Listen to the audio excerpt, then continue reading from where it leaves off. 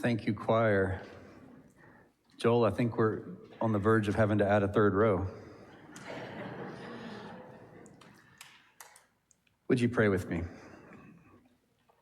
God, who travels with us always, be with us here and now, and be in our words, and be in our thoughts, and be in our spirits. Amen. I want to tell you about a new word today. At least I anticipate that this will be a new word for most everyone. The word is prosopography. Prosopography comes from a couple of Greek words. The second half comes from graphe, which means writing, and the first half comes from prosopon, which means face. Together, these words literally mean face writing, but prosopography does not describe face tattoos or those face painting stations you might see at the county fair. Instead, prosopography is a word that scholars use to describe the practice of learning about ancient people. Individual people often, and groups of ancient people too. The literal sense of the word face writing is a way to talk about the experience of getting to know the metaphorical face, as it were, of some ancient stranger, the experience of meeting someone across time and place. Scholars have a bunch of different ways of doing prosopography. They can find actual portraits of someone that tell them how they looked. They can find bones and graves that tell them how tall the person was, or what kind of diet they ate, or what kinds of diseases they had. Or scholars can find scraps of clothing or jewelry that reveal social status or economic class. In places like Pompeii, they can find bits of furniture or food or art that tell us what kind of existence people were leading. And they can start to reconstruct a life. They can start to write a face. And you can do that with the Bible too. Bible scholars sift through the biblical text to find bits of information about long gone people and communities. Sometimes there's a reference to a title or a role that a person occupied. Sometimes you can glean information from a person's name, information about their ethnicity or religion, or whether they were enslaved or free. And sometimes you can start to get a sense of what a whole community was like.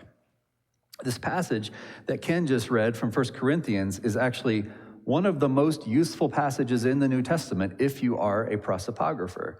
It's kind of a gold mine of information, alongside Romans 16, another really good one. It's a gold mine of information about the people to whom Paul was writing this letter. You have to read between the lines a little bit, but if you know how to do that, these verses can tell us a lot about the small group of people who gathered in Corinth and called themselves followers of Jesus. Basically, if you read Paul's words here about the community in Corinth, you'll find that he understands the world to be divided into classes or categories of people.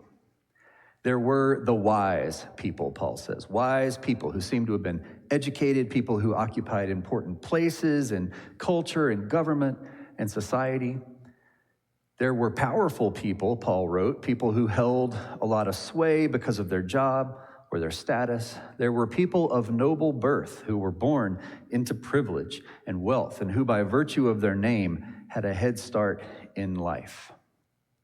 And in every one of those cases, in describing the wise, the powerful, the people of noble birth, Paul described his friends in Corinth as mostly not those things.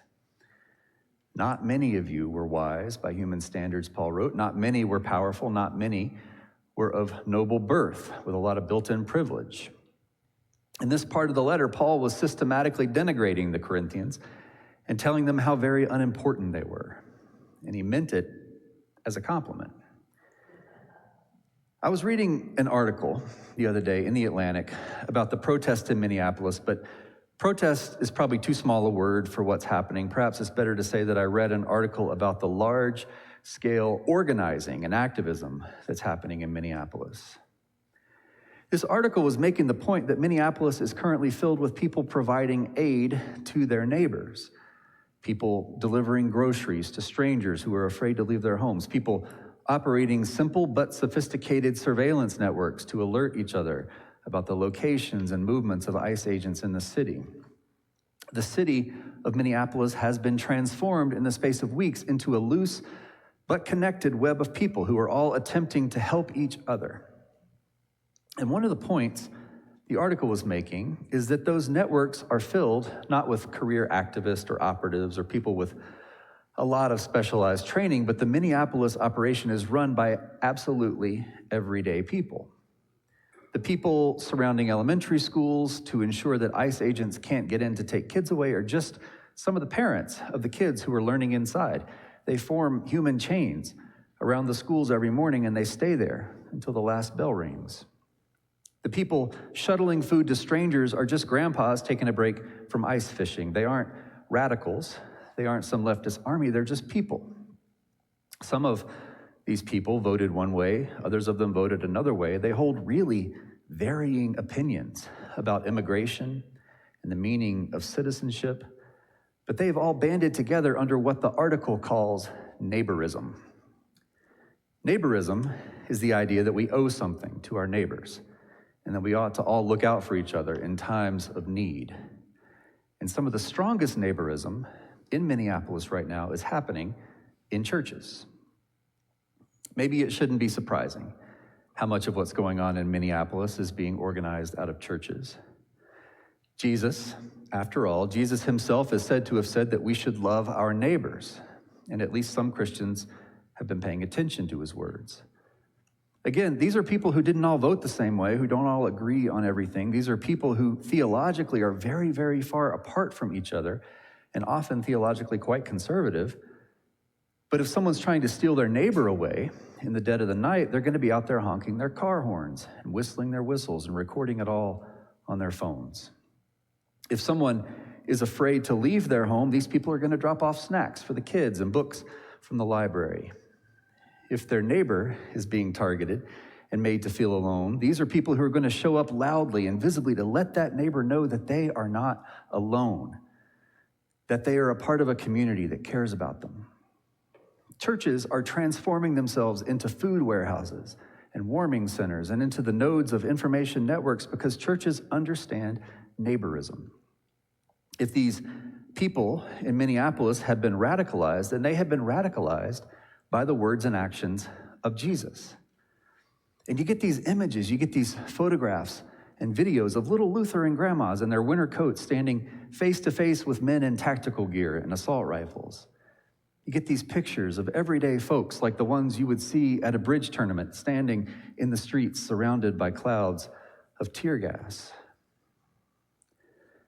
Paul, in this passage from 1 Corinthians, makes a big deal about how not wise the Corinthians were, which again, he thinks is a good thing. Paul consistently puts down the wisdom and the power of the world, and in its place, Paul lifts up foolishness. And you may be asking, Eric, what does foolishness mean here? Is it possible that the translation has overemphasized Paul's meaning and that he actually meant something milder than foolishness? But no. If anything, the opposite is true. The Greek word for foolishness here is moria, which is related to the word from which we get our word moronic. Paul really does mean foolishness, and he really does mean it as a sharp contrast to worldly wisdom. Paul really does mean that by the logic of the world, the logic that expects and worships power and privilege, by the logic of the world, Paul really does mean that the church is a foolish, foolish thing. If we are doing prosopography, we can conclude that the church in Corinth was made up of everyday common people, people without status or money or learning, people who did not count for much in the calculations of a big and powerful empire. But Paul says that God chose what is foolish in the world to shame the wise. God chose, Paul said, God chose what is weak in the world to shame the strong. God chose what is low and despised in the world to abolish the powerful. Abolish, in Paul's words, abolish the things that are, so that none of those wise and strong and powerful people might boast in the presence of God. A prosopographer might conclude from Paul's words that the people gathered in Corinth were an uninspiring collection of everyday ordinary people. Scholars have noticed that Paul says that not many of them were wise or powerful or noble, which implies that maybe some of them were, But on the whole, these were probably people clinging to the underside of society. On the whole, these were probably people who could never be sure where their next meal was coming from, who could never be certain when they would be targeted by someone more powerful than they were. And this little group of weak and common and foolish people had decided to organize themselves in the name of Jesus. Jesus, who not that long ago had been arrested by soldiers and tried by a king and executed on a Friday morning by a governor. And this is an important point, I think, when it comes to how the world usually thinks about power. This says something about how most people think the world works, because someone might look at the story of Jesus, someone might look at the story of an itinerant peasant preacher and faith healer from the middle of nowhere who was chased down and captured and strung up by agents of a powerful empire, and someone might conclude that he was a failure. Someone might conclude that he was a loser. Someone might decide that Jesus was too weak, and they might take away from the story of Jesus that weak losers get killed by the powerful. Someone might say to themselves, I need to get more power. I need to become one of the strong or one of the wise so that that does not happen to me. But the people in Corinth made a different choice. The people in Corinth looked at the story of Jesus, and they concluded that there was strength in his weakness. They looked at the story of Jesus and concluded that there was power in his persecution and his death. They looked at the story of Jesus and they saw themselves. Paul looked at the story of Jesus and he wrote to the Corinthians to tell them that there was wisdom in what the world saw as foolishness. Paul told the Corinthians that common foolishness was worth more than all the world's wisdom put together, that living in community was a form of weakness that could overcome any power, that they could be boastful even. They could be boastful if they boasted in how they belonged together and how they belonged to God. 2,000 years ago, Paul and the Corinthians discovered neighborism, and last month, Minneapolis showed that it's alive and well. One of the theories about how Christianity grew so rapidly in the first few centuries after Jesus' death is that Christian communities grew by living out something like neighborism. Christian communities flourished by paying attention to the words and teachings of Jesus. A plague came, and they took care of each other, and more of them survived than otherwise would have, and the community grew. A famine came, and they met weekly or sometimes more often for the Lord's Supper so that everyone got at least something to eat, and more of them survived than otherwise would have, and the community grew.